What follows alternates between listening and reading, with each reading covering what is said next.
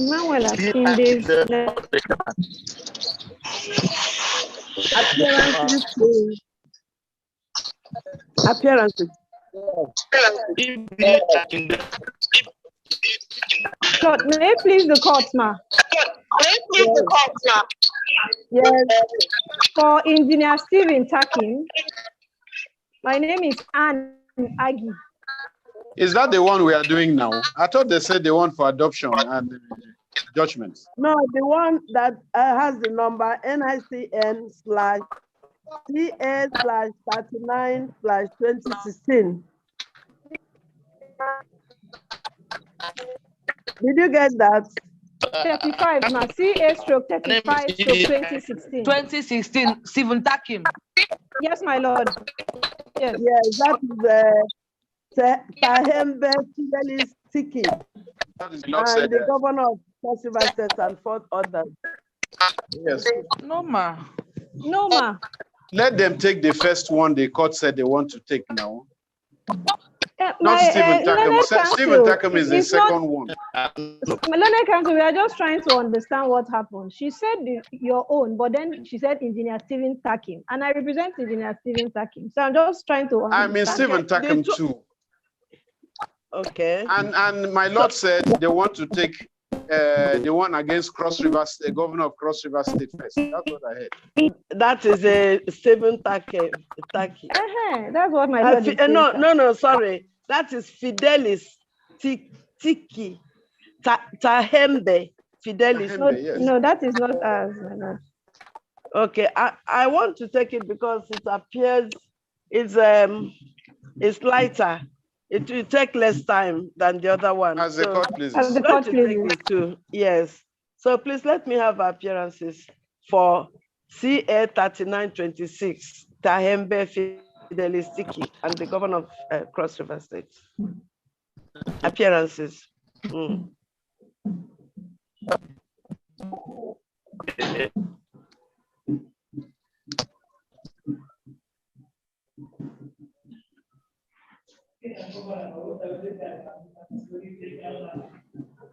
Something is wrong. I'm not hearing them.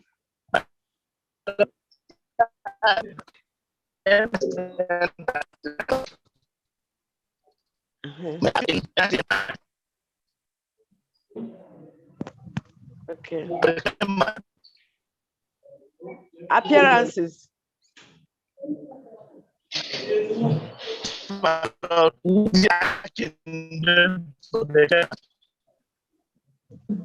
It breaks.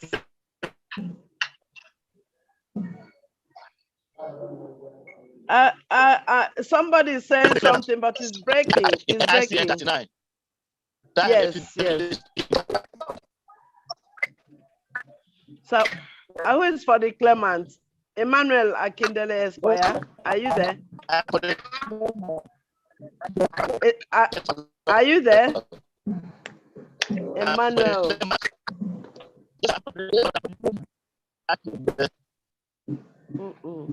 I can't see anything.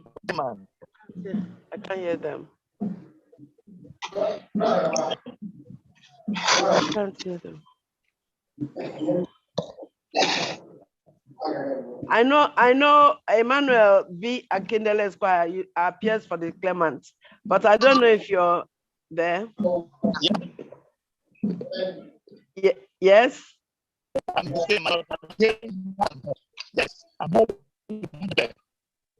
Oh, I didn't get it. I don't.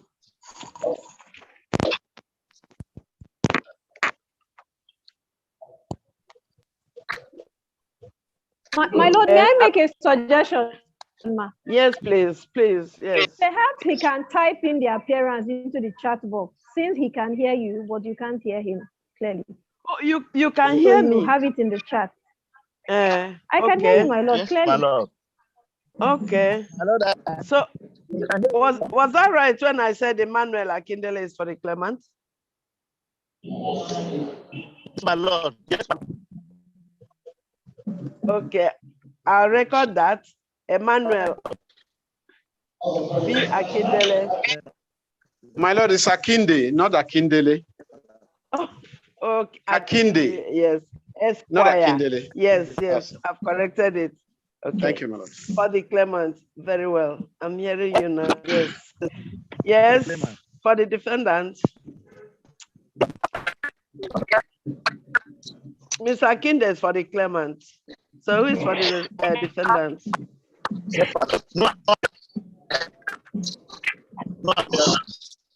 Okay, you can now type it in as you said, because I'm not hearing it. I'm not hearing you. Yes.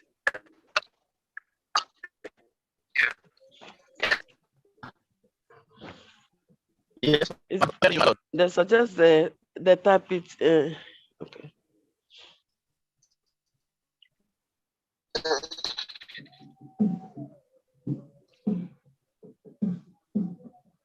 Chat, yes.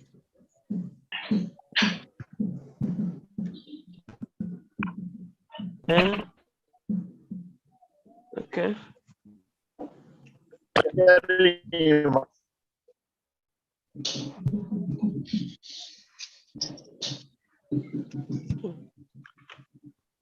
Then, since you can hear me, R.A. Aqua Esquire.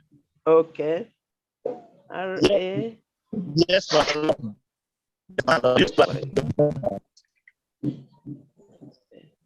Esquire. For the defendants. yes, my Lord. Very well. So I can now go on and read out the judgment. Very well. Now, this is the judgment of the court. Yes, my Lord. This suit was instituted by the claimant by the complaint dated and filed on the 5th day of October 2016. The claimant subsequently amended their process through an amended statement of facts dated 8th March 2018. The order of the court granting leave to so amend is dated 13th March 2018. And the relief 2018. The relief sought by the claimant are: 1, an order directing the defendants to pay all arrears of salary due to the claimant from August 2014 to December 2016, when his salary was reinstated, and from the month of April to July 2018, when his salary was again stopped for the second time prior to his due date of retirement. 2, an order directing the defendants, particularly the third defendant, to effect the last promotion to grade 14 due to the claimant and compute and pay the claimant all his terminal benefits, including pension and gratuity. 3, general damages in the sum of 50 million naira only as a result of the excruciating hardship, trauma, and financial embarrassment the claimant has passed through as a result of stoppage of his salary by the defendant. 4, 1 million naira only as the cost of action. This is the summary of the facts. According to the claimant, from his statement of facts, he was employed by the defendant and he taught in Besenge Community Secondary School, Otanga, in Obanmiku local government of Cross River State, until he retired in July 2018. Sometimes between June and August 2014, the claimant took ill. During this period, the first defendant carried out staff verification exercise, and the claimant could not participate due to ill health. Upon resumption from medical treatment in September 2014, the claimant discovered that his monthly salary has stopped. Subsequently, he forwarded a letter to the head of service explaining the reason he was absent from the verification exercise. Accompanying this letter was a covering letter from claimant's principal and a medical report from General Hospital, Sankwala. Before then and since then, several pleas have been made by the claimant to have his salary restored, and several letters have been written by Clement's counsel to the defendants to have the claimant restored, to no avail. At the institution of this suit, parties agreed to settle out of court. To this end, a memo dated 26 January 2017 was forwarded by the fourth defendant to second defendant, directing him to restore the claimant's salary with immediate effect. In line with this directive, the claimant's salary was restored in January 2017. However, arrears of salaries that accrued to claimant starting August 2014 to December 2016 were left unpaid.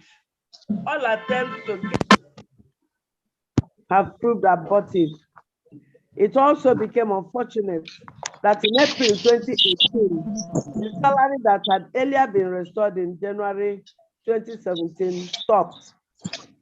In the course of this, the claimant, on realizing that his retirement was fast approaching and that he was also due for promotion to level 14, wrote a letter to the head of service through the third defendant, informing him of the date of retirement, which is 15 July 2018, and his new promotion to grade level 14. Instead of the third defendant to promote the claimant and start the process of computing his retirement benefits, a letter of summary dismissal dated 24 July was served on the claimant. The foregoing has led to the nature of relief sought by the claimant in this suit. On the part of the defendant, from their joint statements of facts filed 22nd March 2018, they stated that the claimant was employed first as a temporary teacher to fill the gap of a biology teacher. He was confirmed as a teacher by third defendant in 2001. That the claimant is not an indigene of Cross River State, but from Benue State, where he is currently a chief and exercising traditional functions. That claimant is a retired soldier and presently collecting his pension as a retired soldier.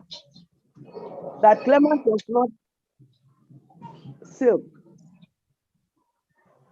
That the claimant merely absconded from his duty post to his village in Benue State, where he is presently a traditional ruler. The verification exercised by the defendant was to fish out ghost workers, and it was well published both in print and electronic media across the states. Due to claimant's continuous absence from his duty post, he was issued several queries which he never responded to. He was invited by the State Secondary Board Disciplinary Committee but prepared to honor the invitation. It was on the account of the claimant's absence from duty that his salary was stopped by the State Secondary Education Board on the recommendation of the Disciplinary Committee. That even when the fourth defendant showed mercy on the claimant and reabsorbed him in January 2017, the claimant still did not get it, yet he collected salary every month for work undone. The defendants urged the court to dismiss this suit with substantive costs. Hearing in this case commenced on the 16th of October 2019, to which the claimant testified as CW1. He adopted the witness statement on oath, defendant documents admitted as exhibits in support of the case, and was cross-examined. Thereafter, the claimants closed their case on 5th January 2020. On their part, the defendants opened their defense on the 5th March 2020 by calling one Joseph Otu Enya as DW1. He adopted his witness statement on oath, standard documents admitted as exhibits on behalf of the defendant, and he was cross-examined. Thereafter, the defendants also closed their defense. Subsequently, the case was adjourned to enable parties file, exchange, and adopt their final written addresses. In the defendant's final written address dated 23rd December 2020, but filed on the 6th January 2021, Learned Counsel on behalf of the defendant formulated 2 issues for determination, or rather 3. Number 1 is whether this court can grant the relief sought by the claimants in view of the evidence of dismissal from the service of Cross River State.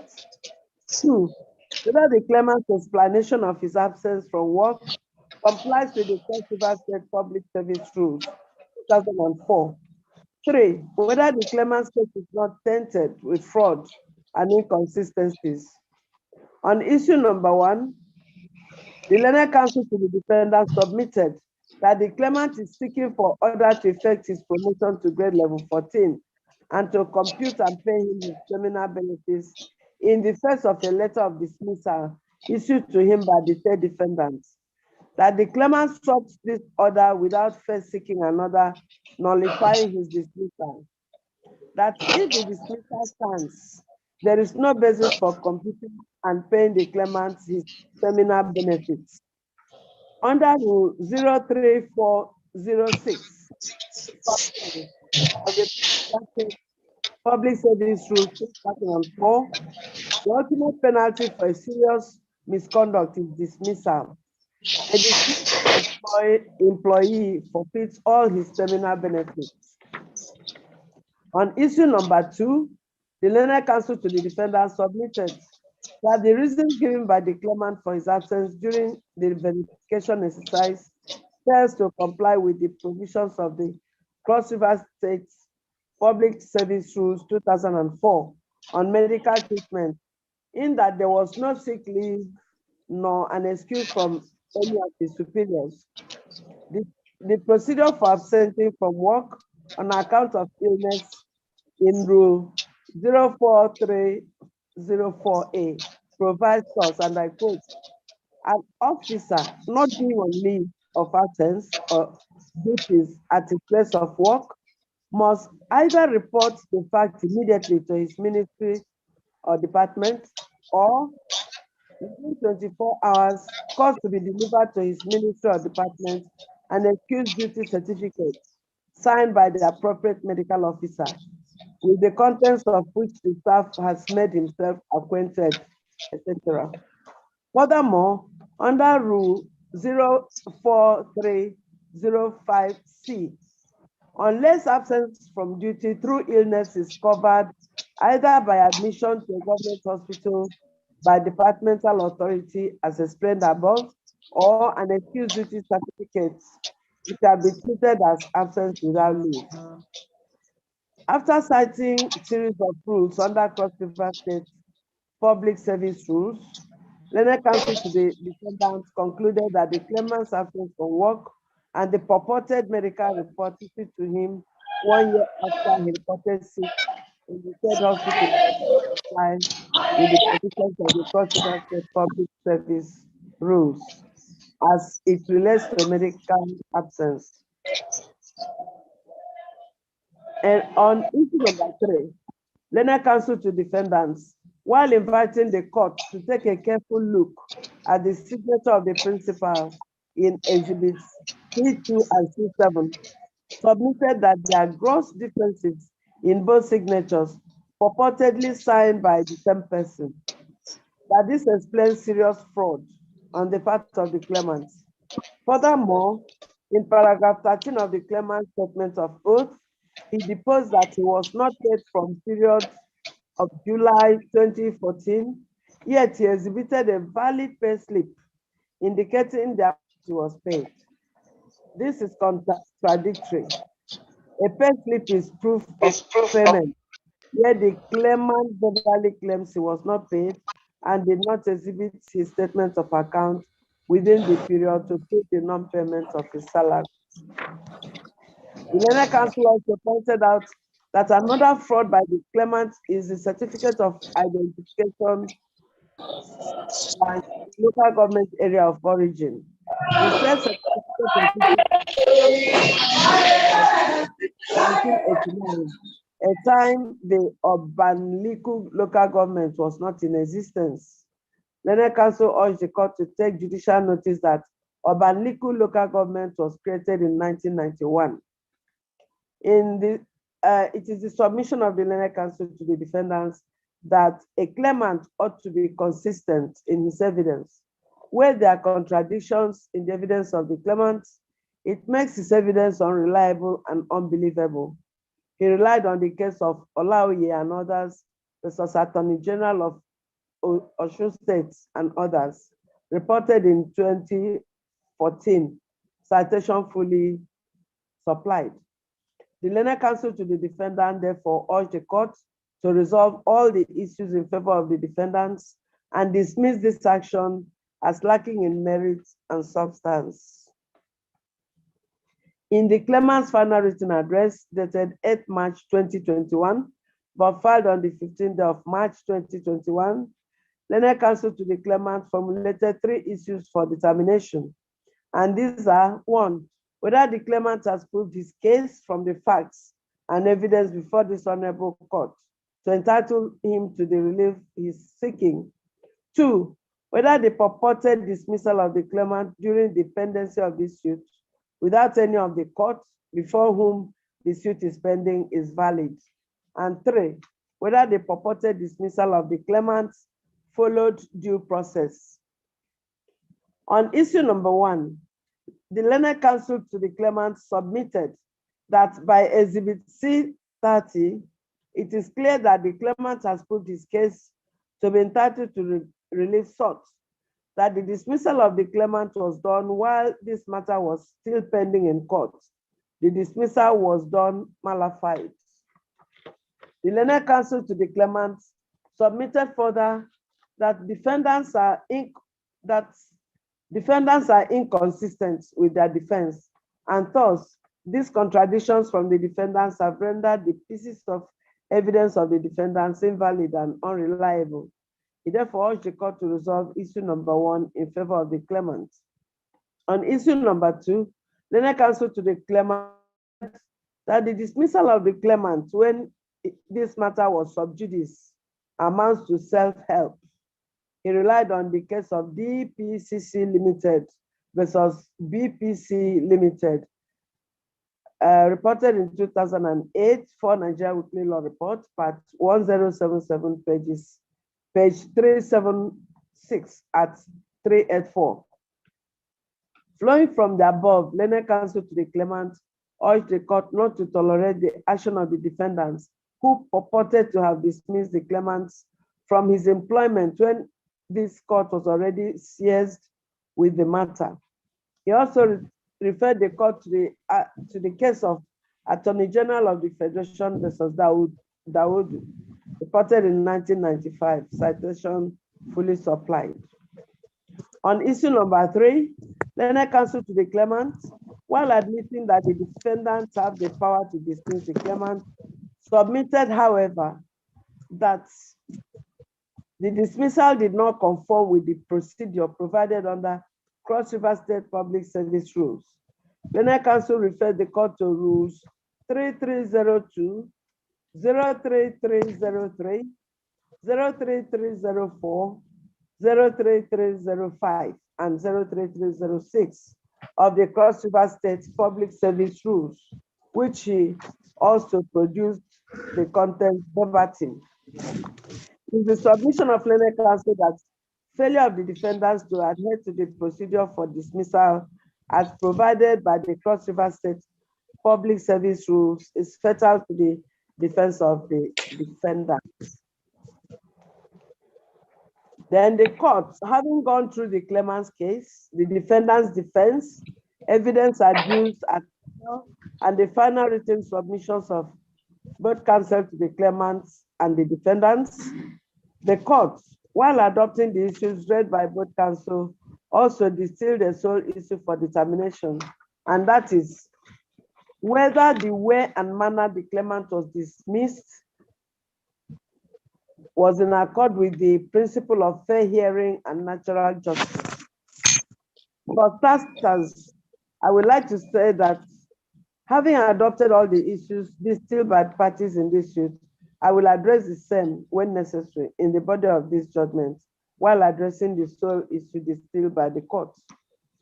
The principle of fair hearing is a principle of natural justice, which mandates that before a person is punished, he must be given the opportunity to be heard. It also mandates that the judge or umpire must be unbiased. The above is expressed in the Latin maxim audi alteram partem and also nemo juret in casua sua. The principles above are divine. As such, in the trial of Adam and Eve, as evident in the Bible, the Almighty God, the ever-knowing and ever-seeing Almighty God, already knew that Adam had eaten the forbidden fruit. He also knew that Adam was naked, having eaten the forbidden fruit. However, he, the Almighty, gave Adam the opportunity to be heard. He asked him, Adam, where are you? He asked him, who told you you are naked? Or have you eaten the fruit I forbade you to eat? In all of this, Adam was given the opportunity to speak and offer explanation for his actions. If the Almighty can give mortal men the opportunity to be heard before passing judgment, we mortal men must replicate same by giving same opportunity to our fellow mortal men. In paragraph 26, 27, and 28 of the claimant's amended statement of facts filed on the 8th March 2019, the claimant averred that his retirement was on the 15th of July 2015. And while he was looking up to SEM alongside his promotion, a letter of dismissal dated 24th July 2018 was served on him. I want to quickly point out two things. One, the letter of dismissal was issued after the date of alleged retirement of the claimant. Two, the letter of dismissal was served on the claimant during the pendency of this suit. In the defendant's statement of defense dated 22nd March 2018, defendant did not make any reference to a dismissal. This is understandable because as at March 2018, the defendants were yet to dismiss the claimant. On amending his complaint, the defendant did not file any defense to the amended complaint. By implication, they did not challenge the allegation of dismissal reflected in the claimant's amended statement of facts. Now, one would have thought that when a matter is sub judice, all parties ought to maintain the status quo and not do anything capable of overreaching the decision of the court. However, it seems the defendants think differently.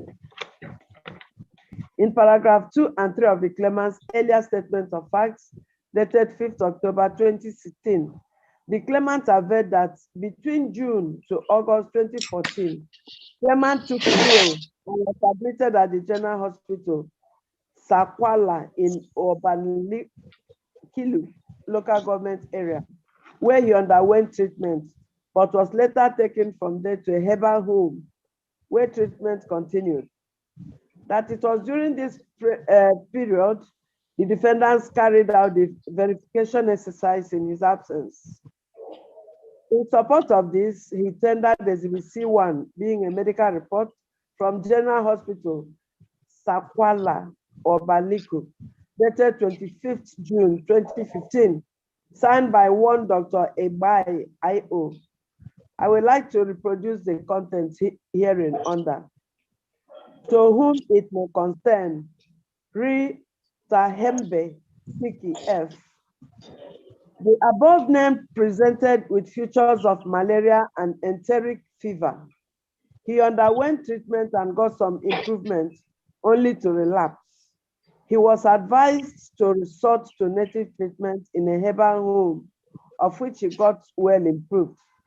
The period of the whole treatment was between the first day of July 2014 and first day of September 2014. Based on the above foundation, I recommend any assistance or request you may make.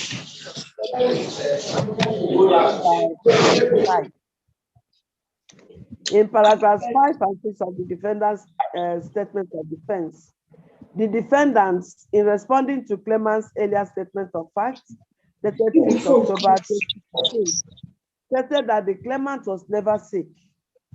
Rather, he absconded to the village to take a chieftaincy title. There are other serious allegations made by the defendant in their statements of defense, which include but not limited to the claimant being a retired soldier and collecting pension on SEN. Claimant not being an indigenous of Cross River State is stated.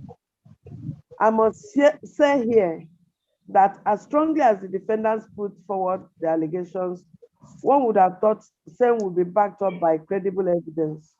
Take, for instance, the allegation that the claimant was not sick, but went to the village in Benue State where he was conferred with a chieftaincy title. Being that the position of the claimant was that he was sick, I expected that the defendants, in rebuffing this and saying that the claimant was rather busy in the village getting a chieftaincy title, would back up them with a credible evidence. With regards to this, the Supreme Court, in the case of IBWA Limited versus Emmanuel Nigeria Limited, reported in 2001, citations supplied, held as follows. It is the law that pleadings cannot constitute and does not amount to evidence. And the defendant who does not give evidence in support of his pleadings or in challenge of the evidence of the plaintiff is deemed to have accepted the facts in dispute as adduced in the evidence by the plaintiff, notwithstanding traverse in his pleadings. In the light of the above, I will want to say that the defendants who failed to adduce evidence of the claimant be conferred with a chieftaincy title the period the claimant alleged that he was sick, are deemed to have admitted the evidence of the claimant that he was sick the period of the verification exercise, and I so hold. Under issue 2 formulated by the defendants, while referring to Rule 04304A, Rule 04304B of the Cross River State Public Service Rules, highlighted steps needed to be taken by an officer who fails to report to work due to illness. Learned Counsel submitted that claimant failed to follow the laid down procedure in reporting his sickness. Learned Counsel to defendants also pointed the court to Rule 03412, which provides that any officer who absents himself from duty or from Nigeria without leave renders himself liable to be dismissed from the services, and the onus shall rest on him to show that the circumstances do not justify the imposition of the full penalty. In Rule 04304A of the Cross River State Public Service Rules, it is provided thus, quote, an officer not being on leave of absence or inpatient in a government hospital, prevented by illness from performing his duties at his place of work, must either report the fact immediately to his ministry or department, or within 24 hours, cause to be delivered to his ministry or department an excuse duty certificate signed by the appropriate medical officer, with contents of which the staff has made himself acquainted. In the case herein, there is no evidence that the claimant reported his illness to the defendants during the period he was sick. He did not cause to be delivered to them an excuse duty certificate signed by a medical officer within 24 hours. The question therefore is there an allowance for this lacuna? If one was to read from the first comma in Rule 04304A, one would say that there is no allowance for the claimant to not report his illness to the defendants during the pendency of the illness, just as there is no allowance for the claimant not to cause an excuse duty certificate to be delivered to his employer within 24 hours. However, If one was to read from the beginning of rule 04304A before the first comma, it is evident that the claimant can be cut some slack, even if he fails to report the illness during dependency of the illness, or if he fails to cause an excuse certificate to be delivered within 24 hours. For the purpose of clarity, the opening part of rule 04304A reads, an officer not being on leave of absence or an inpatient in a government hospital, etc. From the above, if the officer was already on leave, there was no need for reporting the illness during dependency of the illness, just as there is no need causing an excuse certificate to be issued within 24 hours. More so, if the officer is an inpatient, there will be no need for the illness to be reported during dependency of the illness, just as there is no need causing an excuse certificate to be issued within 24 hours. This is understandable, as an inpatient who is bedridden cannot be expected to come to work and report his illness or come to the office with an excuse duty certificate. Therefore, in the case hearing, given the circumstances of how the claimant's case might be, it can be cut some slack for not reporting the illness during its pendency or coming to the office with an excuse duty certificate. He nevertheless came to work after recuperating and submitted a medical report issued under the hand of a doctor in a government hospital covering the period he was absent from work, in line with rule 04304B, which is Exhibit C1. Exhibit C26 is written with the letterhead paper of Government of Cross River State Secondary Education Board, and it contains contents of the dismissal of the claimant from service. However, it was not addressed to the claimant, but to the head of service, and dated 27th March 2018.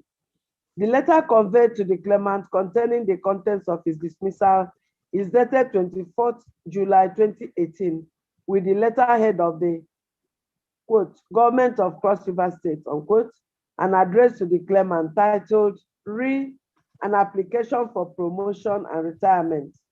It therefore means that between March 24th July 2018, the claimant was kept in doubt as to the status of his employment. Earlier on, I had pointed out that the claimant was purportedly dismissed during the pendency of this suit, a suit which at the time the court had to adjourn to have the parties settle amicably out of court. Before delving into the legality or the illegality of the procedure leading to the dismissal of the claimant from service, I must hereby condemn the actions of the defendants in upsetting the status quo ante bellum by dismissing the claimant from service when the matter was already listed. Such acts capable of overreaching the court and lowering the integrity of the court should not be found among litigants who have subjected themselves to the jurisdiction and authority of the court. It will suffice to say a word is enough for the wise. On the procedure required for dismissal, under issue 1 of the defendant's counsel to defendants, under issue 1 of the defendants, counsel to the defendants argued that the defendants have the power to dismiss the claimant summarily. The claimant, on his part, argued in his issue 3 that defendants did not follow the procedure laid down for his dismissal. He relied on rules 03302 to 03306 of the Cross River State Public Service Rules. First off, I must say that the employment of the claimant is one which enjoys statutory flavor. And as such, in Olu Fegba versus Abdul Rahim, reported in 2009, 18 Nigeria Weekly Law Report, Part 1173, page 387 at 397, The court held as follows. In an employment with statutory flavor, the reason for the termination of the employment is very crucial to the case of both parties. The reason must be ascertainable and must be in accordance with the letter of appointment governing regulations and statutory provisions. And at page 398 supra, it says, an employee with an employment enjoying statutory flavor and whose employment was illegally terminated is entitled to reinstatement even if he had secured another employment during the pendency of the case, subject only to harmonization of any overlapping remuneration. Furthermore, in Olorun Toba Oju and 4 others versus Abdul Rahim and 3 others reported in 2009, citation fully supplied. Page 103 states as follows.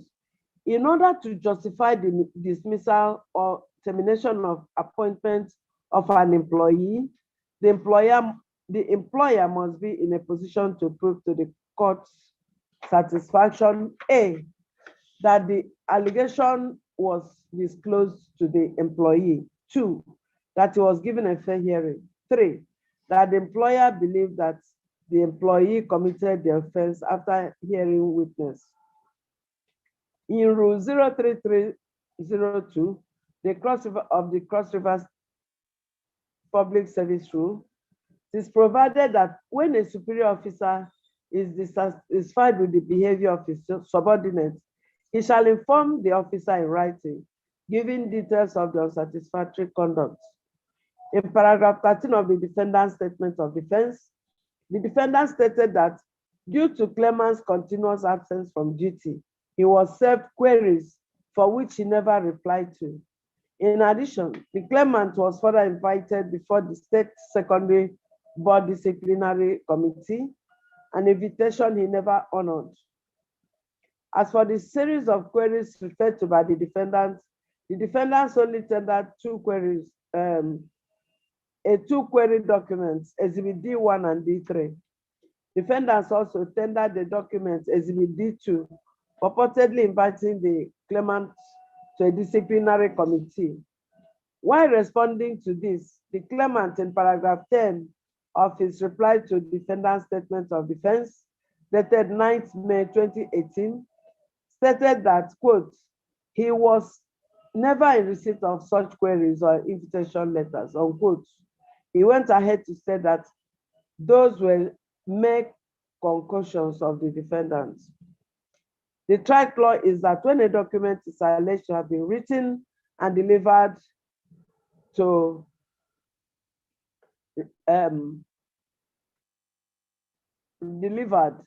but the person denied receiving such documents, the different ways of proof of delivery can be established by 1, dispatch book indicating receipts, 2, evidence of dispatch by registered post, 3, evidence of witness credible enough that the person was served with the documents. In the case herein, the defendant was unable to establish any of the above means to prove that the alleged queries and invitation letter were served on the claimant. Flowing from the above, the court finds and holds that the claimant was not given the opportunity to be heard and defend himself before his employment with the defendant was brought to an end. I must say that jobs in this part of the world are not synonymous with hitchhiking, where you can hail a car, the car will stop, you jump in for a ride. Jobs are difficult to get, and if anybody is to be deprived of the opportunity of sustaining his job, cloaked with statutory flavor, the principles of fair hearing and natural justice must be strictly adhered to. On the stoppage of the salary of the claimant, I must also say that the claimant deserves an opportunity to be heard before punitive measures of stoppage of salary can be meted out to the claimant. The defendants failed to do so. In this regard, the stoppage of the salary of the claimant was done in bad faith and to that extent, null and void and of no effect whatsoever, howsoever. As to the issue of whether or not the claimant is from Cross River State, this is this court is minded to say that such is of no moment as far as this case is concerned. The court sees everybody from the eyes of the Constitution, which is the ground norm. As such, everybody is a Nigerian and has the right to move to any part of the country to trade or work as far as is qualified for such job, and I so hold. From all that have been said above, the case of the claimant succeeds as follows. Relief 1 succeeds. Relief 2 succeeds. Relief 3 fails. For given the circumstances, it would amount to double jeopardy to award a claimant damages, given that the injury and pain caused him has been assuaged by the sources of relief 2 above. The track law is that a party should not be compensated twice on an injury or pain caused him. Relief 4 succeeds only to the extent that the court awards the sum of 500,000 naira as costs in favor of the claimant.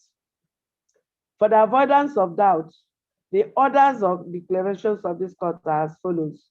1, the court hereby orders the defendants to pay all arrears of salaries due to the claimant from August 2014 to December 2016, when his salary was reinstated, and from the month of April to July 2018, when his salary was again stopped for the second time prior to his due date of retirement. 2, the court hereby orders the defendants, particularly the third defendant, to effect the last promotion of the claimant to grade level 14 due to the claimant and compute and pay the claimant all his terminal benefits, including pension and gratuity. 3, the court hereby orders the defendant to pay the claimant the sum of 500,000 naira only as cost. Justice is entered accordingly. As the court pleases. Well, judgment delivered.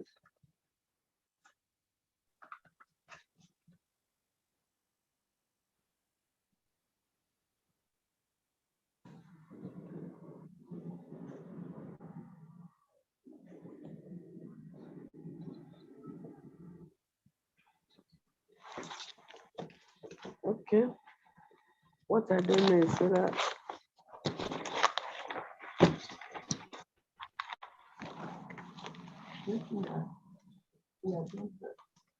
yes,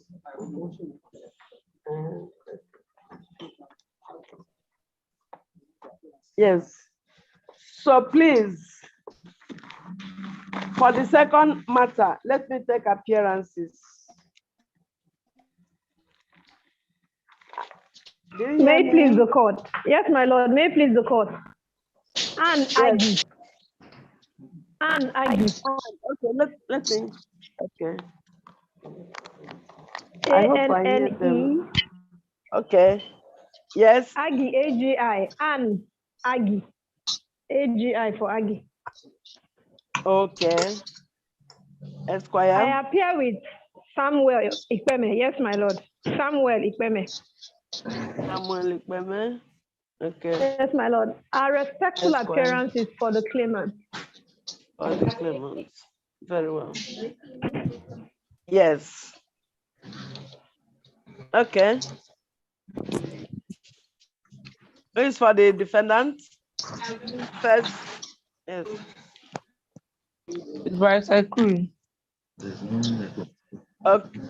Patrick Ekuri. Okay. Hello, my lord. Yes, Ekuri Esquire. Yes, my lord. Okay. Patrick Ekuri for the first and second defendants. Sorry, Very my lord. well. Yes. Yes. May it please, my Yes. lord. Yes. Ihua, MJ Ihua Maduenyi for the third defendant. Esquire for the third. Ihua, MJ Ihua Maduenyi. Yes. For the third defendant, my lord. Yes, yes. It's on record now. It's on Very record. well, my lord. Thank you, my Yes, lord. very well. So I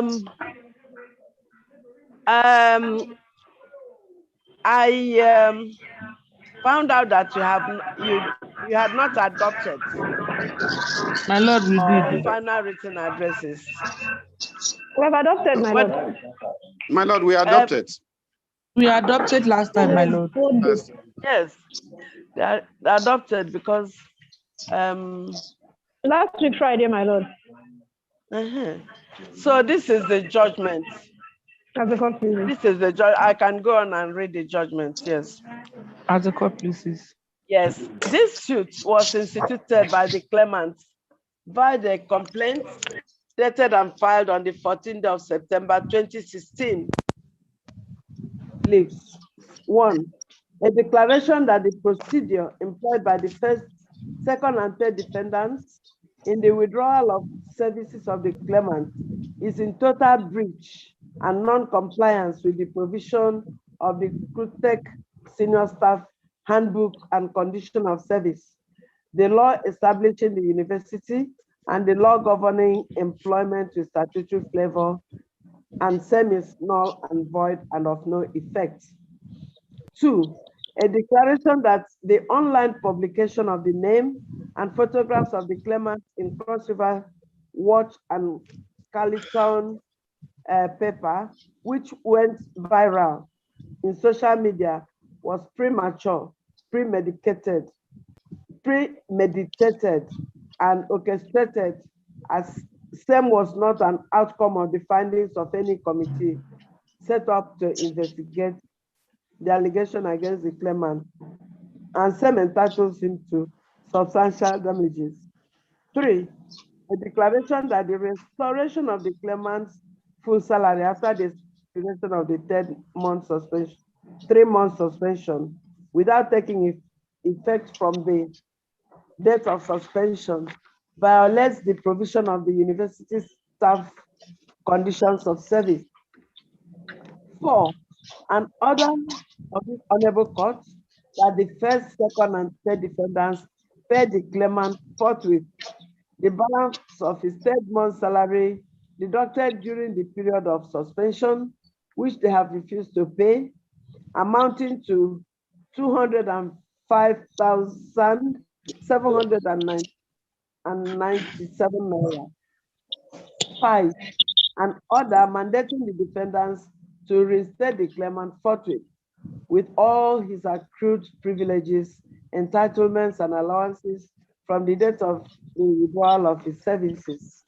6, an order for the payment of damages in the sum of 100 million naira only for the humiliation, public disgrace, character assassination, and loss of reputation suffered by the claimant as a result of the wrongful publication of his name and photograph in Cross River Watch, as well as the trauma, hardship, and other inconveniences suffered by the claimant as a direct consequence of the wrongful dismissal.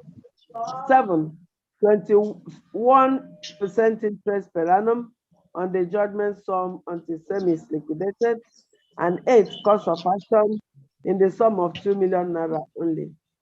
It's the summary of the facts. According to the claimant, from his statement of fact, he was offered appointment as a lecturer in the Department of Mechanical Engineering by the first defendant in July 2010 by the letter of employment dated 16 July 2010. Upon obtaining his master's degree in manufacturing system engineering, claimant was upgraded to lecturer 2 on Corners 3, step 1, with effect from 6 February 2013, less than a year after his appointment was confirmed. On the 3rd of August 2015, while the claimant was in the lecture room delivering a lecture, the 3rd defendant, accompanied by a DVC, CSO, and other persons, stormed the classroom, ordered the claimant out of the classroom, alleging that the claimant collected money from some unnamed students in exchange for grades. At the office of the third defendant, the claimant insisted the said students be brought before him to confront him, but he was never obliged. On the 3rd August 2015, the claimant was written a query. He received the query on 4th August 2015 and replied on the 5th of August of the same year. Before the expiration of that period given him to respond to the query, claimant was sent with a letter dated 4th August 2015, withdrawing all the courses he was teaching from him. In the course of this, the claimant was suspended and put on half salary for 3 months. When he resumed from suspension, the remaining half of his salary was not paid back to him. Furthermore, on 13th June 2016, the claimant was served with a letter titled Withdrawal of Services. It is the case of the claimant that the way and manner he was removed from his employment violates the law and conditions of his employment.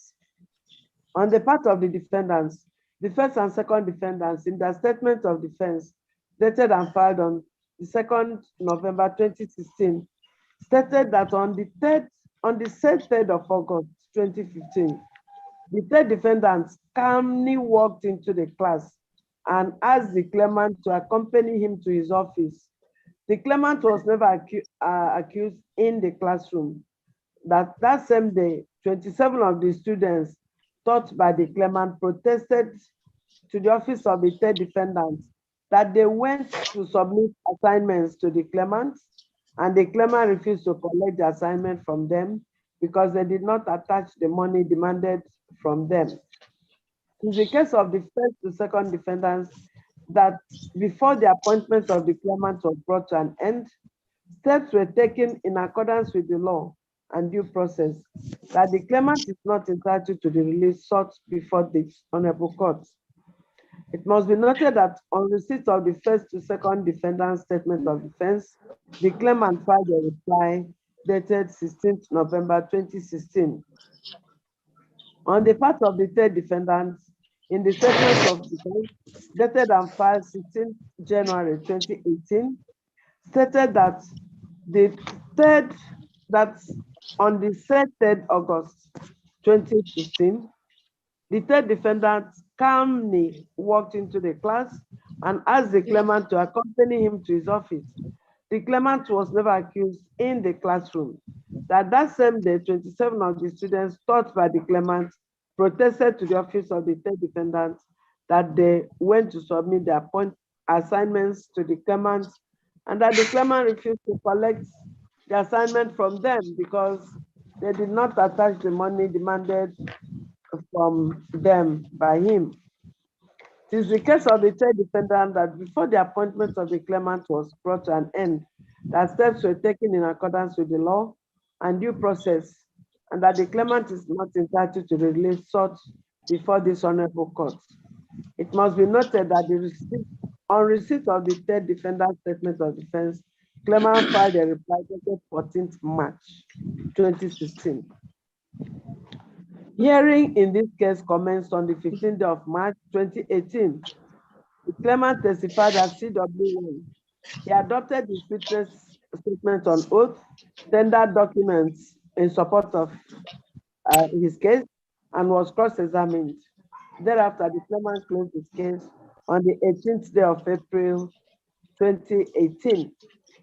On their own part, the first and second defendants opened their defense on the 14th November 2018 by calling one Nkanu Imoke as DW1. He adopted his witness statement on oath. He was cross-examined, and thereafter, first and second defendants closed their defense. Subsequently, the case was adjourned to enable parties file, exchange, and adopt their final written addresses. In the third defendant's final written address filed on the 18th January 2001, Learned Counsel on behalf of the third defendant formulated 3 issues for determination. And these are: 1, whether, considering the totality of the evidence adduced before this honorable court, vis-a-vis the provisions of 4.1.3, that is 4.2.0, 4.3, 4.4, 4.5, 4.6, 4.7, 4.10, 4.11, and 4.12 of the Cross River University of Technology Staff Handbook and Conditions of Service for senior staff, it can be said that the procedure adopted by the second defendant in terminating the employment of the claimant is wrongful to entitle the claimant to his claims. 2, whether this honorable court can be said to have jurisdiction to entertain, hear, and determine this matter, considering the claimant's non-compliance with the terms and conditions of his employment as stipulated in paragraph 4.14.0 and 4.15.0 of the Cross River University of Technology Staff Handbook and Conditions of Service for Senior Staff. And 3, whether the third defendant, as the known agent of the first defendant, has been shown to have acted outside the scope of his responsibility or acted with malice against the claimant as to warrant him to be personally liable in damages against the claimant. On issue number 1, Learned Counsel to the third defendant submitted that, considering the totality of the evidence adduced before this honorable court and considering the relevant provisions of the Cross River State University of Technology Staff Handbook and Conditions of Service for Senior Staff, it cannot be said that the procedure adopted in terminating the contract of employment of the claimant was wrongful. Learned Counsel to the third defendant submitted further that, assuming but not conceding that the termination was wrongful, the acceptance of the payment of the first 1 month salary in lieu of notice by the claimant is an indicator that the termination was valid and lawful. Learned Counsel referred the court to the case of Onalaja versus African Petroleum Limited, reported in 1991, citation supplied, where it was held that where an employee who contends that his employment has been wrongfully terminated, nevertheless accepts the terminal benefits he would have been entitled upon lawful termination, the employment will be held to have been properly and validly terminated, and his reinstatement will not be ordered, as there will be no contract to enforce. Learned Counsel to the third defendant therefore urged the court to resolve the issue in favor of the third defendants.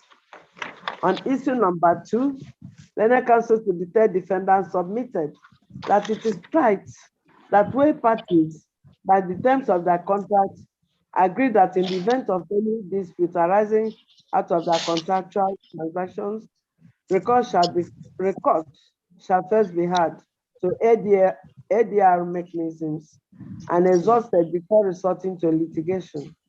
Any legal action instituted in non-compliance with such existing clause will render the action incompetent and deprive the court of jurisdiction to entertain, hear, and determine the same. The contents of paragraph 4.14.0 and 4.15.0 of the Cross River University of Technology Staff Handbook and Conditions of Service for Senior Staff provide, and I quote, a person who is sanctioned for an act of misconduct pursuant to the provisions of 4.5.0 of these conditions of service may appeal to the counsel or the visitor as appropriate. No staff shall resort to litigation without first exhausting the internal avenues for settling grievances or seeking redress in the university. It is the submission of Learned Counsel to the third defendant that this condition precedent was not satisfied by the claimant before instituting this case. As such, the court lacks jurisdiction to entertain this suit. And on issue number 3, Learned Counsel to the third defendant submitted that the third defendant is the vice chancellor of the first defendant. That makes him an agent of a disclosed principal. As such, he ought to have been sued in this suit. In all, learned counsel to the third defendant urged the court to dismiss this suit with cause. In the claimant's final written address, dated and filed on the 19th day of January 2021, learned counsel on behalf of the claimant formulated a sole issue for determination, and that is whether the purported termination of the claimant's employment is irregular, illegal, null and void, having been done in total contravention of the procedure provided by Exhibit C13 and C14 for the discipline and termination of the first defendant staff. Learned counsel to the claimant submitted that the principal claim of the claimant in that suit is that the procedure employed by the first defendant in terminating his employment was in total breach and non-compliance with the Cross River University of Technology Law 2007 and the first defendant's handbook and conditions of service. Learned counsel to the claimant submitted that under section 21 sub 1A of the Cross River University of Technology Law 2007 provides that notice be given to staff by counsel to the first defendant if there are reasons to terminate the employment of a staff arising from gross misconduct. This notice means in the case of that he was not given such a query, rather that the third defendant took it upon himself to accuse the claimant of extortion publicly in the classroom, and the interrogation continued in the office of the third defendant. This, he said, runs contrary to section 21(1)(a) of the said law 2007. Learned counsel urged the court so to hold. Furthermore, learned counsel to the claimant submitted that after the interrogation of the claimant at the claimant's office, a query was issued to the claimant that under paragraphs 441 and 4.42.2 of the staff handbook and conditions of service, it is provides for how a report of gross misconduct ought to be made, that it is the head of department that has the responsibility of reporting the gross misconduct act to the registrar. When the registrar, on receipt of such report, shall forward same to vice chancellor. The vice chancellor may make appropriate disciplinary action, or where necessary, refer the case to the council disciplinary committee. Counsel to the claimant argued that in the case herein, it was the third defendant, the vice chancellor himself, that directed the second defendant, that is directed the registrar, that is the second defendant, to issue a query to the claimant. And there is no evidence of a paper trial that shows that a report came to the third defendant through the right channel. In the light of the above, the query was given as an afterthought to help the third defendant clear his track after breaching section 21(1)(a) of the Cross River State University of Technology Law 2007. Sorry. This adoption by sorry. Learned counsel to the claimant argued further that after the claimant was queried in his subsequent invitation to the senior staff disciplinary committee, he insisted on facing his accusers, but was denied the opportunity. That this by itself is a denial of fair hearing as guaranteed by the Constitution, and paragraphs 4.43 of the staff handbook and conditions of service. Counsel also relied on the case of Baba versus Nigerian Civil Aviation and another, reported in 1991, South Asia Weekly Law Report, Part 1930.388, where the Supreme Court laid down the criteria for determining whether a judicial or quasi-judicial hearing is held. 1. The defendant must be present all through the proceedings and hear the evidence against him. 2. He must be given the opportunity to cross-examine or otherwise confront all the witnesses that testify against him. It is the submission of learned counsel to the claimant that in this case within, the claimant was not given any opportunity to confront his accusers, and nor was he given the opportunity to cross-examine witnesses. Learned counsel also pointed out that before the termination of the appointment of the claimant, he was placed on suspension for a period more than 3 months, contrary to section 22, sub 2 of the Cross River University of Technology Law 2007 and paragraph 4.7.2 of the Staff Handbook and Conditions of Service. After the suspension of the claimant, which lasted from 22nd October 2015 to 21st January 2016, the claimant was recalled back and his full salary restored. However, 4 months after the expiration of the suspension, on 20th June 2016, the employment of the claimant was terminated.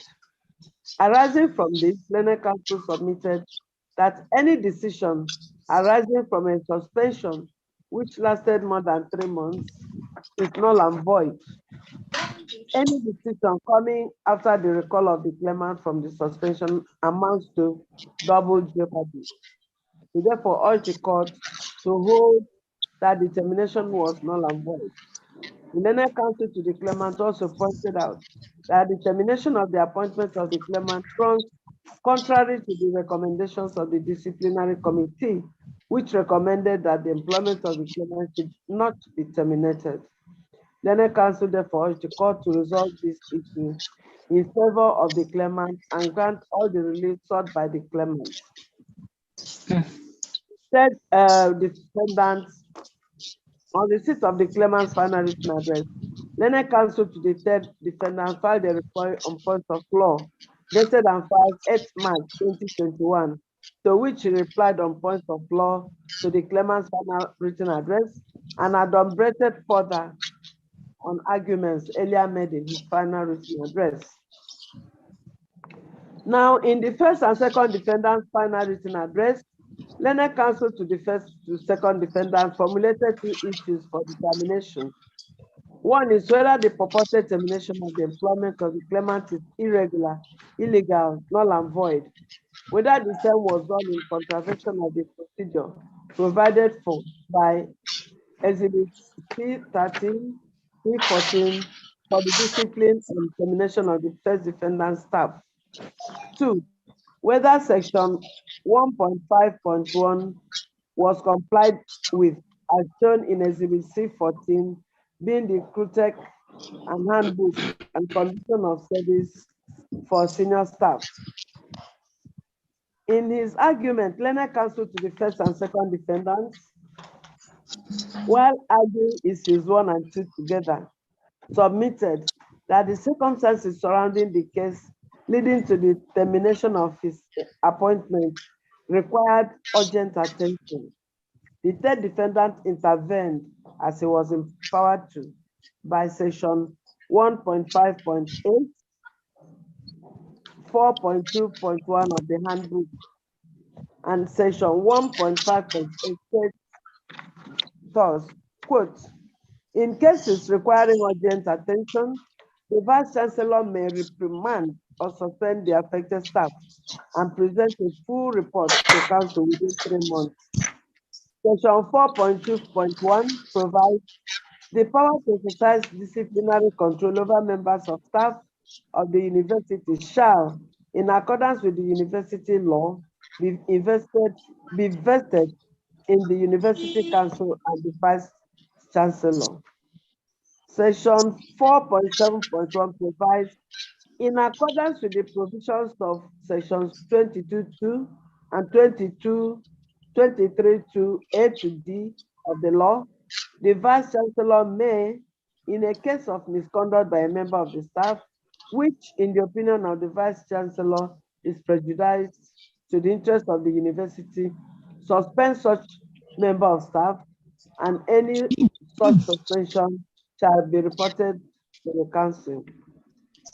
The council submitted that from paragraph 11 and 12 of the text, it is clear that it was a matter of urgent attention which required the third defendant to act to avoid the matter snowballing into a conflagration and riot. The council submitted further that in the case hearing, only sections 4.4.3, 4.4.4, and 4.4.5 are relevant as touching on the procedure for disciplinary action in a situation where attention is needed. In the case hearing, suspension was handed over to the claimant and he was placed on half salary. Everything regarding procedure was complied with up to the time of termination of the appointment of the claimant. The claimant was summoned before a committee and he made representation to the committee. Therefore, there was no breach of fair hearing by the defendants. The learned counsel submitted that by virtue of section 4.14.4 of the handbook, the claimant is bound to exhaust the internal machinery of justice by appealing to the decision to terminate him to the counsel or to the visitor or to the first defendant before coming to court. Claimant failed to do so. The claimant in this case did not do so. He therefore urged the court to hold that the claimant did not prove his case against the defendants. The court, having gone through the claimant's case, the defendant's defense, the evidence adduced at trial, and the final written submissions of both counsel to the parties, while adopting issues raised by both counsel, has also distilled a sole issue for determination, and this is whether the process leading to the termination of the employment of the claimant adhered to the laid down procedure. Before addressing this issue, I would like to address some of the controversial issues argued by the parties before the court.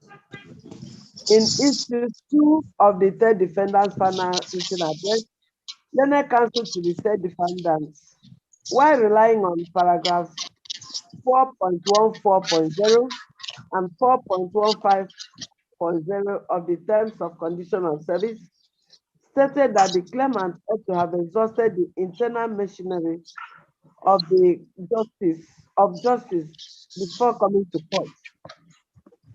Having failed to meet this condition precedent, that the court lacks the jurisdiction to entertain the suit. Same position was conversed by the first and second defendants in their final written address.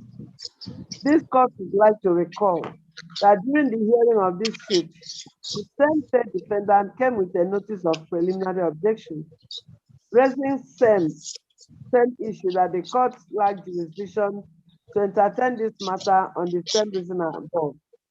The court, in a considered ruling, and taking into consideration all the facts and documents available to the court, overruled the third defendant and held that the court had jurisdiction. One would have thought that if the defendants were dissatisfied with the ruling of the court, the proper thing was to appeal to the court above.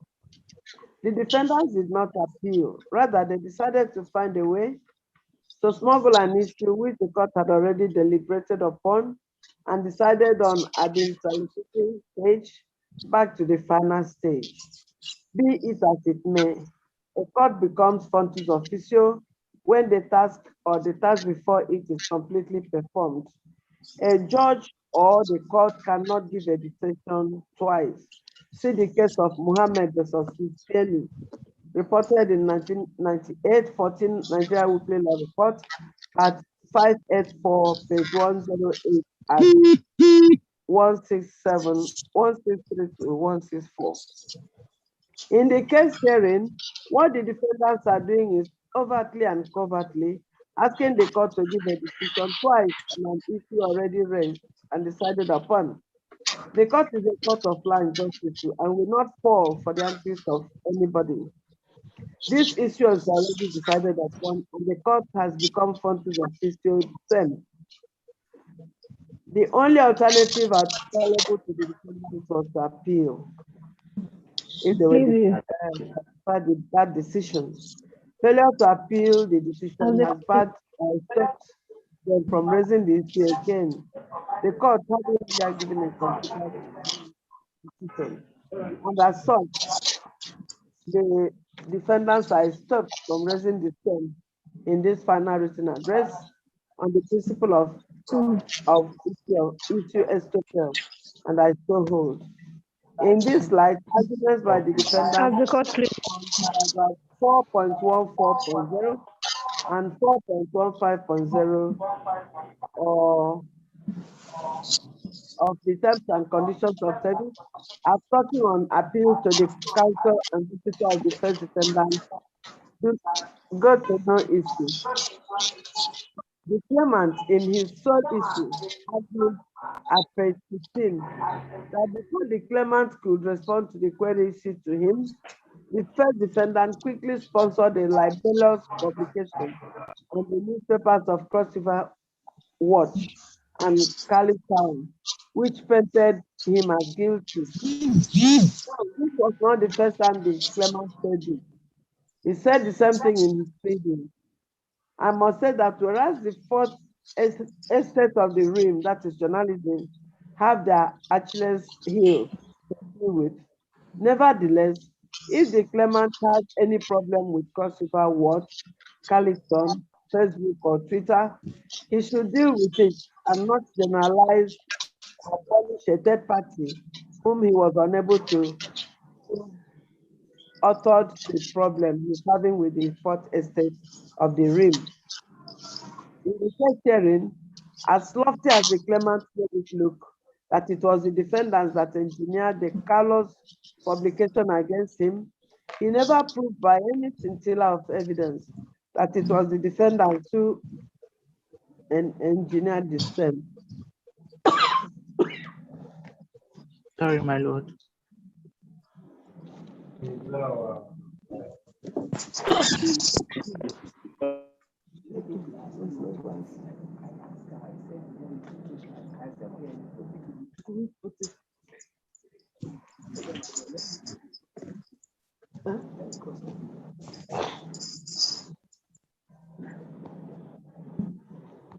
Grass? Yes.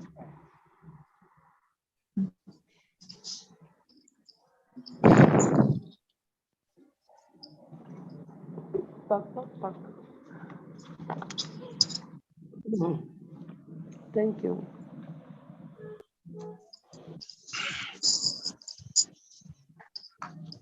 Where was I? I had already said, yes.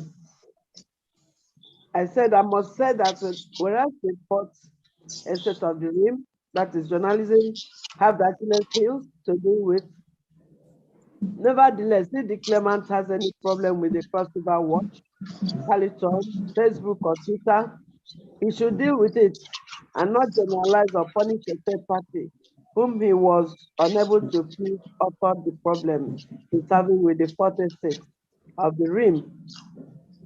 In the case hearing, as lofty as the claimant made it look, that it was the defendants that engineered the Carlos publication against him, he never proved by any scintilla of evidence that it was the defendants who engineered same.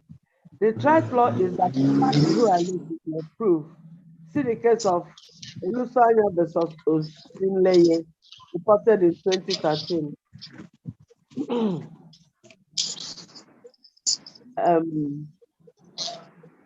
Citation fully supplied, and also Section 131, sub 1 of the Evidence Act 2011. Failure of the claimant to prove that the defendants are behind the callous publications against him by Cross River Watts and Cali Town is a conclusion that the claimant only thinks this in his head, but it is not a fact, and I so hold. On the issue of suspension for a period longer than 3 months, paragraphs 4.7.1 and 4.7.2 of the Terms and Conditions of Employment provides source. 4.7.1. In accordance with the provisions of this section, sections 21.2 and sections 22.2a to d of the law, the Vice Chancellor may, in a case of misconduct by a member of staff, which, in the opinion of the Vice Chancellor,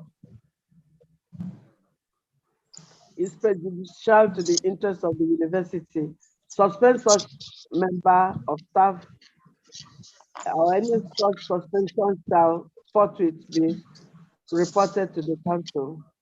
Paragraph 472 says, any person so suspended shall be placed on half salary, and the council shall, before expiration of a period of 3 months from the date of such suspension, consider the case against the staff and come to a decision as to 1, whether to continue the suspension, and if so, on what terms, e.g., proportion of his emolument to be paid to him. 2, whether to reinstate such a staff, in which case the council shall restore his emoluments to him with effect from the date of suspension. Or 3, whether to continue the appointment of the staff concerned, in which case such a staff shall not be entitled to the proportion of his emolument withheld during the previous period of suspension. Or 4, whether to take such lesser disciplinary action against such staff with the restoration of such proportion of his emoluments that might have been withheld, as the council may determine. From the provisions above, the claimant in his argument posited that the first defendant has to conclude his investigation within 3 months of his suspension and come to any disciplinary action. Therefore, any action taken after the 3 months of the suspension is null, void, and certified. To me, this position is quite impulsive and not in the spirit of paragraph 4.7.2 produced above. First of all, the law above envisages certain circumstances which may necessitate the upward review of the 3-month suspension. Therefore, in the case herein, if the period of suspension of the claimant elongated from 3 months to 3 months plus, it is something more of a likelihood that than that of a disappointment suspension. What I mean is that even the law itself envisages a likelihood of elongation of the suspension. Therefore, if the elongation of suspension is for a reasonable time, the court may not, on that basis, intervene, or set aside the decision. See the Supreme Court's decision in Bode Thomas versus Federal Judicial Service Commission. It was reported in 2020. Citation fully supplied. Furthermore, the most part of a suspension period is for investigation and not decision. It is only a minute part of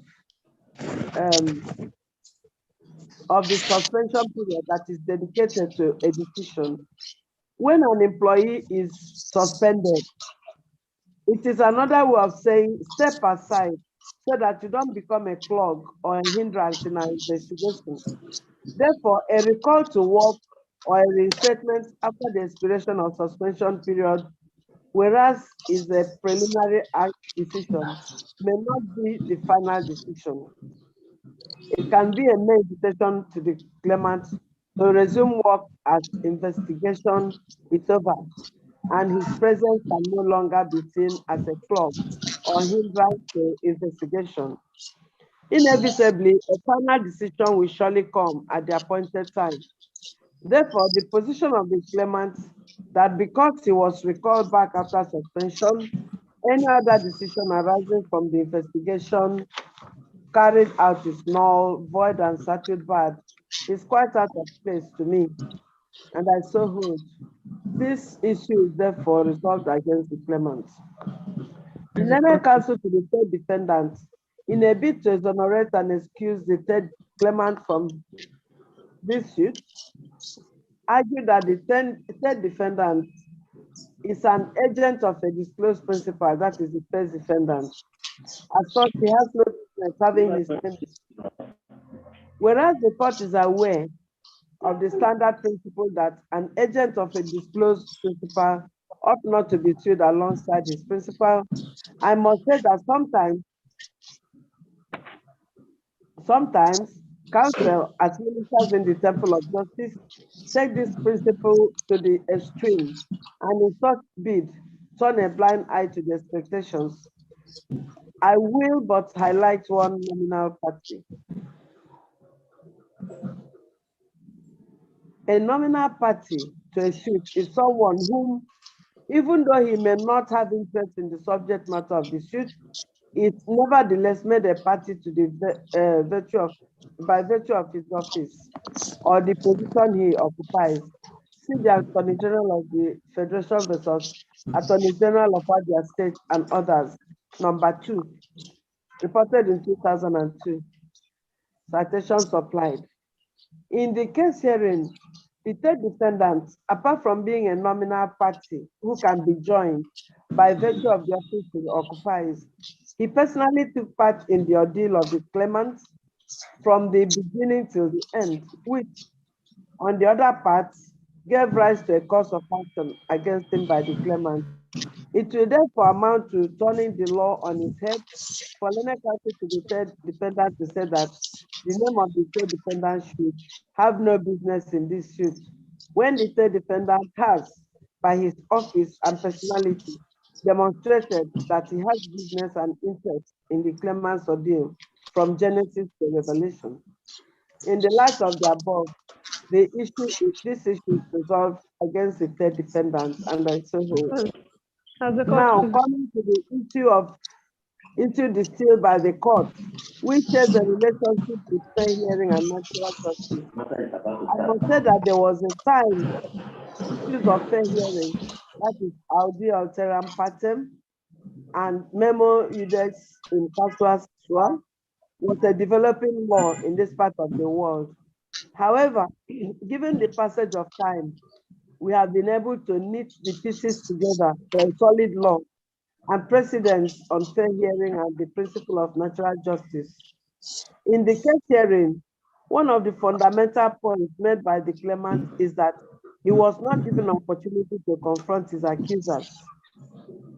At a point, he also said he was never given the opportunity to see the copy or copies of the petition the third defendant alleged that certain students faced against him on the extortion.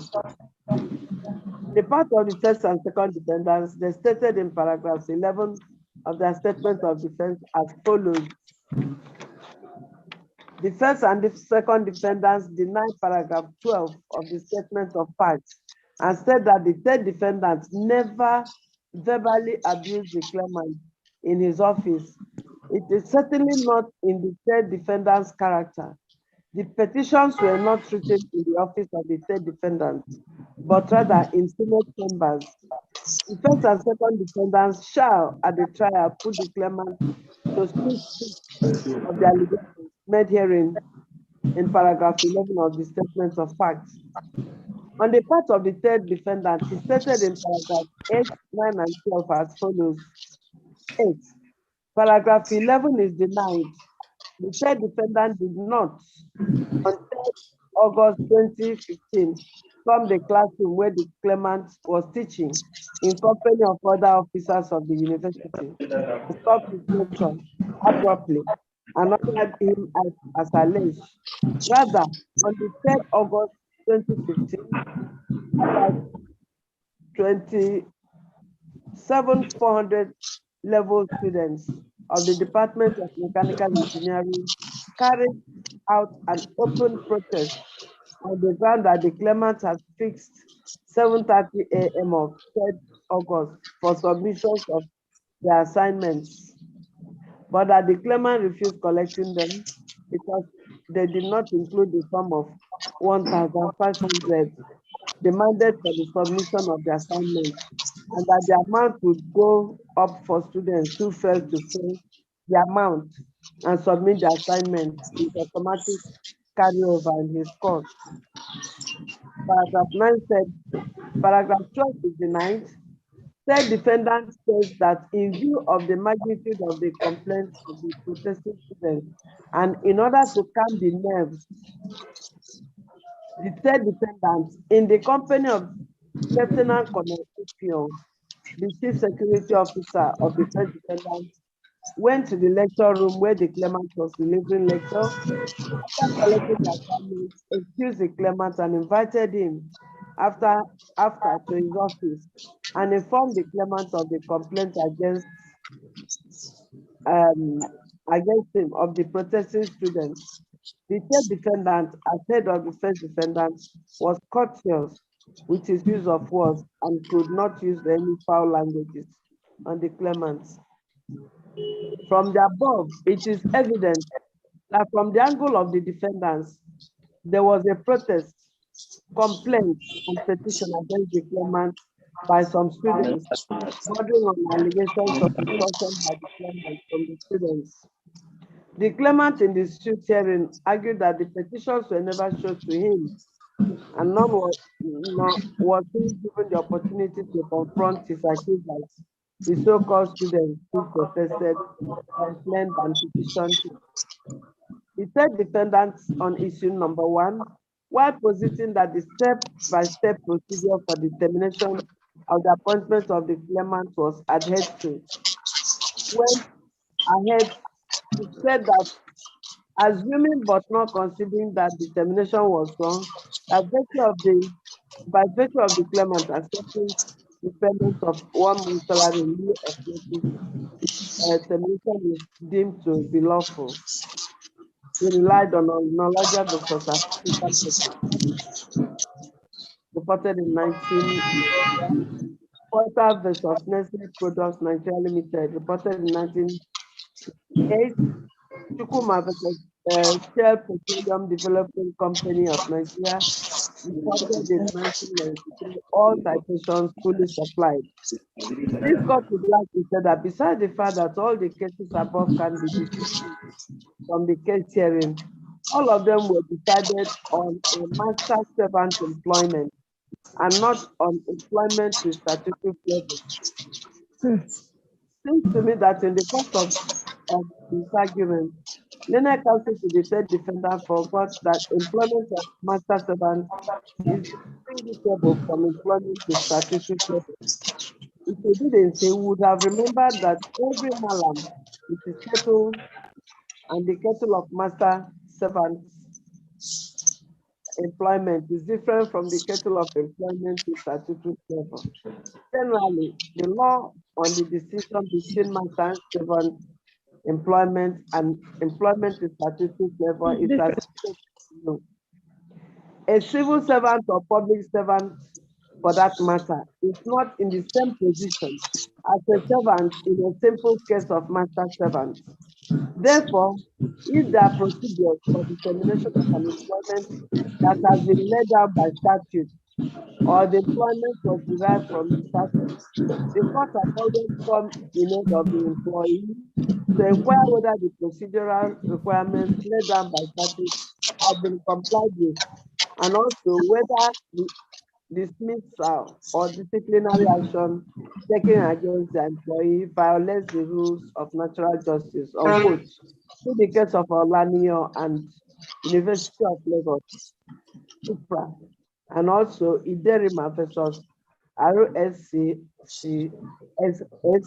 reported in 2005. Citation supplied. Therefore, in answer to counsel to the third defendant's counsel, if the employment of the claimant were to be master servant employment, if the grounds of the claimant were to be that wrongful termination in his employment was as a result of not giving him notice before the termination, it would have been easier for the court to agree with counsel to the defendant that payment of 1 month's notice in lieu of salary has settled the wrong complained of by the claimant. However, in the third hearing, the employment of the claimant hearing is that with statutory flavor.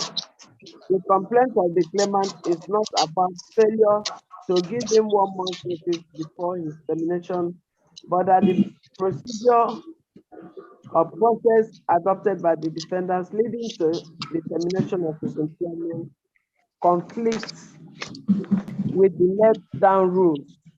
Furthermore, the so-called check for salary in lieu of notice was never cashed by the claimant. In the light of the above, the arguments and cases cited by the third defendants on this head not to no issue, and the court so holds. Another issue the court would like to address is that canvassed by the claimant that the Senior Staff Disciplinary Committee never recommended appointment of the claimant, but the defendant went ahead to terminate his appointment, contrary to the recommendation of the said SSDC. First of all, I would like to say that the so-called SSDC recommendation is not before the court, as it was never tendered before the court. Granted, SSDC 15, which is a report of the Judicial Committee of the Cross River State House of Assembly, arising from the petition of the claimant, made reference to the so-called recommendation in this was, and I quote, accordingly, that the committee recommended to the governing council that Engineer Sakim should be placed on very close work forthwith, and that he should also desist an administrative assignment to students, unquote. Be that as it may, the claimant never pleaded the SSDC recommendation document, nor was it tendered in evidence before me. Not take any informed decision on this, if the facts on this and the documents were never pleaded or tendered before the court, and I so hold. The counsel to the claimant was eloquent in his final written address. However, the trial law is that written address cannot take the place of pleading or evidence before the court. The case of Smith and Smith, reported in 2015, and also Okuleye and Adesanya, reported in 2014. Citation was supplied. So going back to the issue of protest, complaint and petition against the claimant by some students bordering on allegation of extortion by the claimant from the students, the defendant was the court to believe that there was indeed a petition written against the claimant by certain students. However, the so-called petition was never shown to the claimant during his trial, nor was it tendered before this end of the court. Yet the defendant want the court to trust and believe that there was a petition against the claimant. Why? Because it is coming out of no other mouth but the mouth of the defendant. It as it may. Instead versus Ibangbe, reported in 1988. Three Nigeria Weekly Law Report, part 84, page 548, 587. The Supreme Court, the Officer JSC, held as follows. The role of trial courts is to hear evidence, to evaluate that evidence, to believe witness who testified, and to decide the merits of the case and the findings. When a trial court acts on speculation rather than on evidence, then it has abandoned its proper role. No trial court has the right to draw any conclusion outside that available in evidence. Such conclusion will be regarded as perverse. Also, in the case of killing, Response Limited, Dr. Anemi, reported in 2003, citations supplied. The court held that in the absence of evidence, the court is not open to speculate on what is not before it, as court of law considers only cold facts as evidence before it and not fiction or imaginary evidence. The rule is that the court has nothing to do with what is not before it. And in the absence of evidence of such petition before me, how do I believe the defendant? This court, as a court of law, cannot act on evidence not brought before it. It cannot act on speculation. It can only act on cold facts corroborated by evidence brought before it. In this vein, I must say that as far as this court is concerned, there was no written petition against the claimant by any number of students whatsoever, howsoever. The claimant herein also complained of the faulty procedure leading to the termination of his employment. On the part of the third defendant, in paragraph 2.2 of his reply on point of law, stated and filed on the 8th day of March 2021, he stated that the council committee is not a law court where the principles of law are applicable to it, mutatis mutanda, or strictly. Thus, it cannot be said that an employee's right to fair hearing is breached for failure to allow him cross-examine the witnesses against him, provided that he's given the opportunity to be heard and to offer explanation. He has referred the court to the University of Calabar Association, reported in 1996, citation supplied. The case of Olotun Bosu versus Nise, reported in 1998. Yusuf versus UBM, 1996. Akumechel versus Venus Cement Company Limited, 1997. Additional supplied. Based on the foregoing, the question is, what does fair hearing entail at the level of the disciplinary committee? In the case of Eferaku versus DSJSC, reported in 2015, the court, while deciding on matters bordering on employment with statutory flavor, health costs, and I quote, where a body, whether judicial, quasi-judicial, administrative, or executive, acts judicially in the sense that it is to determine the civil rights and obligations of a person, or to find him guilty or liable to a fault, then he must be given fair hearing before the issue can be properly decided. That is the essence of fair hearing. Furthermore, in the case of National Judicial Service Commission, it was Honorable Justice Iyabo Yerimo supplied, the Court of Appeal, in referring to the principle of fair hearing, as stated in Section 35 of the Constitution of the Federal Republic of Nigeria, 1999 as amended, held per Ekanem JCA that the above constitutional provisions give constitutional flavor to the twin pillars of natural justice, that is Audi Altera Patent and Memo Ides in Casual Square. They apply not only to courts, but also to administrative bodies, such as the Appellant Investigation Committee, that exercise judicial functions in the sense that they have to decide on matters before them between an allegation and the defense. Such bodies are required to act fairly. In the case hearing, paragraph 4.4.3 of the terms and conditions of service provide that the council disciplinary committee shall investigate the matter, ensuring that the staff concerned is offered an opportunity of making representation.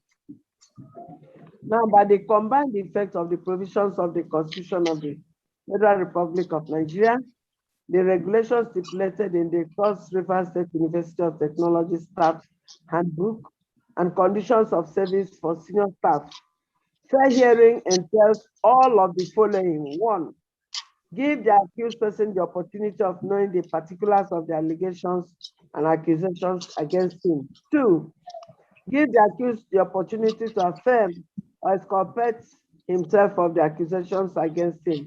3, if there are documents to be used against him, give him the opportunity to see such documents so that he can affirm or dispute the authenticity of such documents.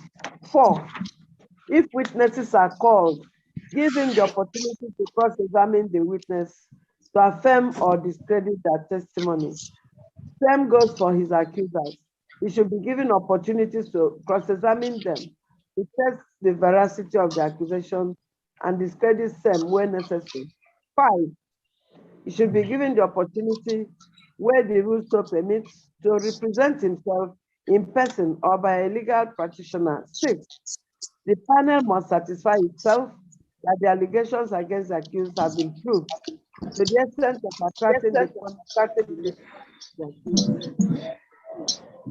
there are a plethora of cases that support the above, Federal Civil Service Commission and 2 others, Ola Oye, Supra, Aiton versus NISOR, reported in 1987, Garba versus University of Maiduguri, 1986, Adedeji versus Police Service Commission, 1968, and Adeniyi versus Governing Council of Yaba Tech, Supra. In the case hearing, it will be a misnomer to see the students who wrote petitions against the claimant as witnesses who should not be cross-examined by the claimant. The so-called students who wrote the so-called petitions instigated the machinery of justice against or injustice against the claimant. This placed them in the position of accusers of the claimant. If there is any fair hearing to be granted the claimant, he ought to confront his accusers and ask them to test the veracity and credibility of the accusation. They cannot write a petition capable of bringing to an end the employment and means of livelihood of the claimant and hide beneath the shield of the defendants as if they were ghosts that cannot be seen. Failure of the defendants to produce the so-called students who petitioned the claimant is a breach of fair hearing and the court rules. Furthermore, fair hearing entails that any document to be used against the claimant be presented before him.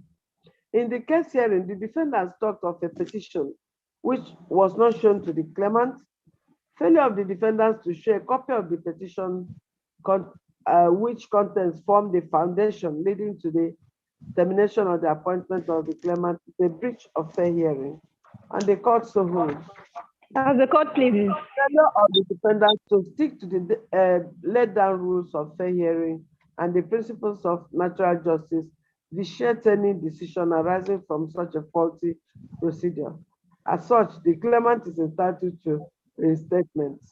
See the case of Richard Omidiora and another versus Federal Civil Service Commission and others, reported in 2001, where the court held, thus they are entitled to be placed de facto in the same position they are deemed the jury. Thus, a successful litigant on the issue of unlawful dismissal, where it is an employment with statutory flavor, is entitled to be restored to his or her status quo ante bellum.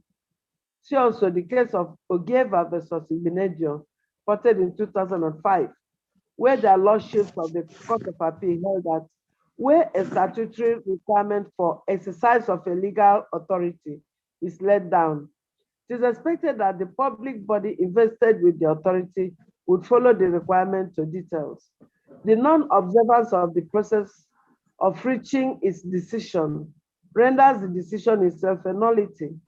In other words, when a statute directs that certain procedures be followed before a person can be deprived of his right, whether in respect of his person's property or office, such procedure must be strictly followed. The claimant's final written address, legal counsel to the claimant also alluded to another irregularity in the procedure leading to the termination of the claimant's appointment, and posited that rather than the report of query, as the case may be, coming and starting from the head of department of the claimant, the query to the claimant was by the registrar on the instruction of the Vice Chancellor, said defendants, contrary to paragraph 441, 442 of the staff handbook. The court has already reproduced these sections, and I will leave it. You have to read it when you're reading this. The above is the organogram as provided by the rules as touching on disciplinary proceedings. Relating them to facts of this case, the only lacuna there is that the position of the head of department of the claimant was omitted in the procedure adopted against the claimant. Nevertheless, there was a query from the registrar, which, according to the claimant, was an afterthought.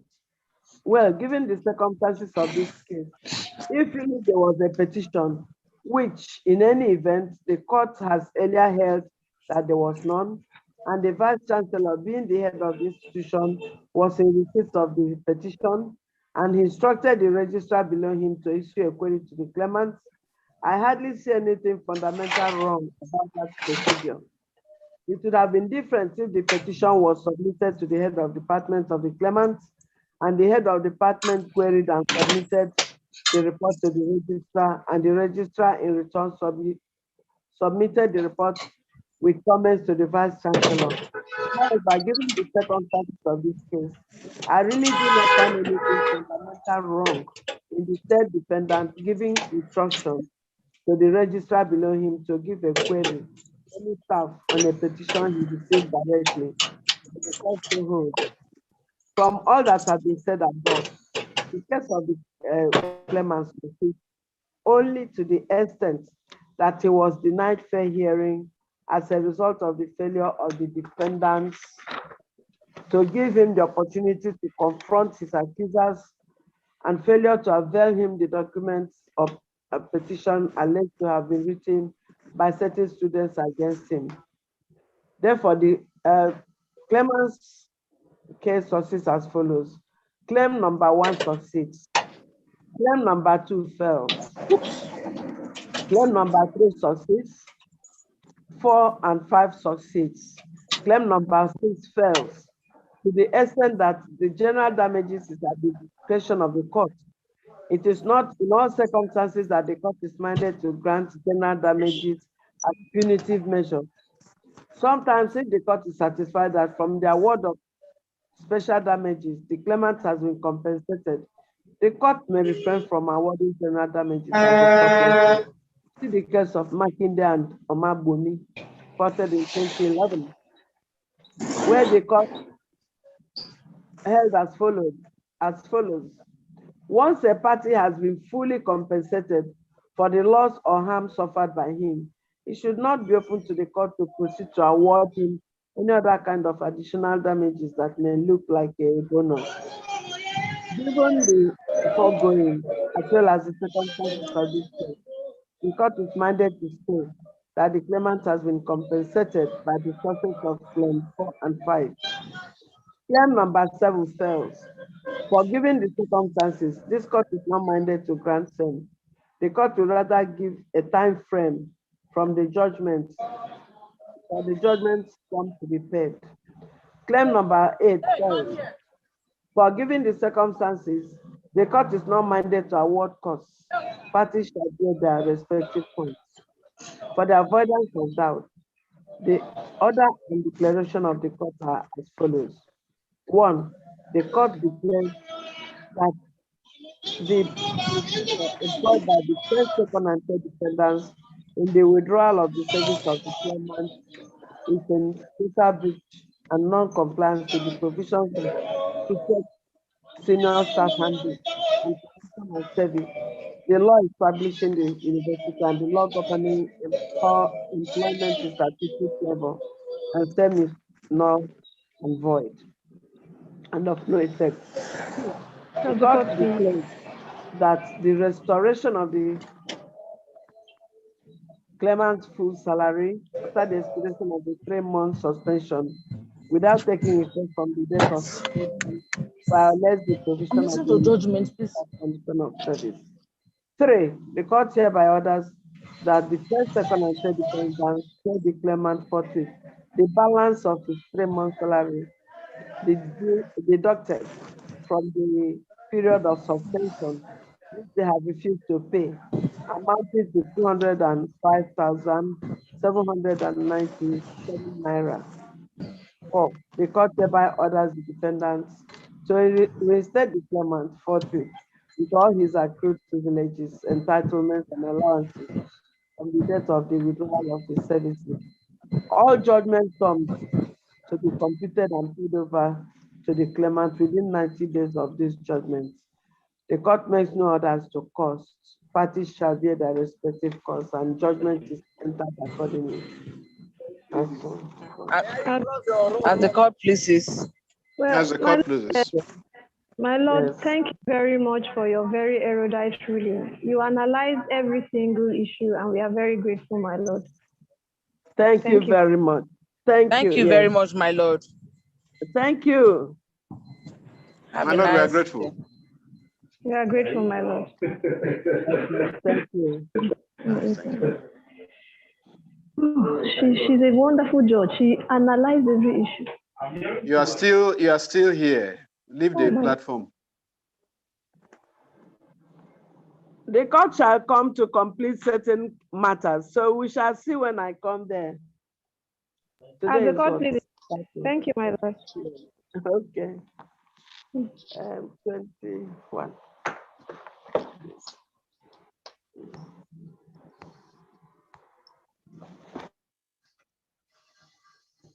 They have finished. I didn't hear the ruling again.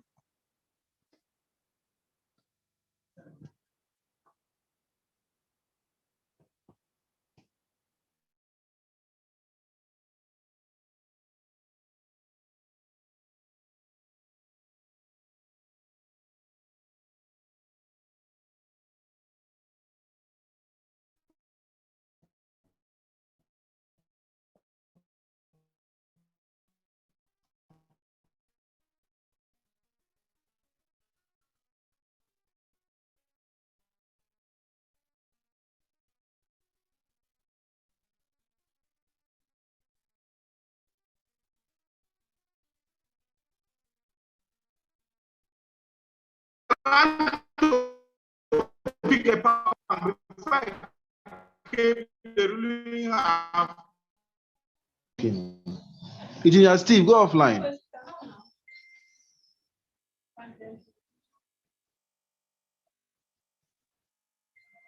Everyone has left. It is just okay. He has gone offline. You can call him, sir. Yes. The judge was still online, but she has muted herself. He's trying to call you.